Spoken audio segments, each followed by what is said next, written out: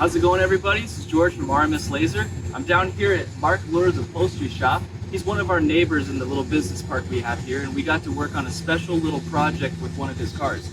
He's been doing upholstery since about 1976, and we got the opportunity to put a couple leather inserts and some laser cutouts on this 1941 Chevy Super Deluxe. So let's go check it out real quick.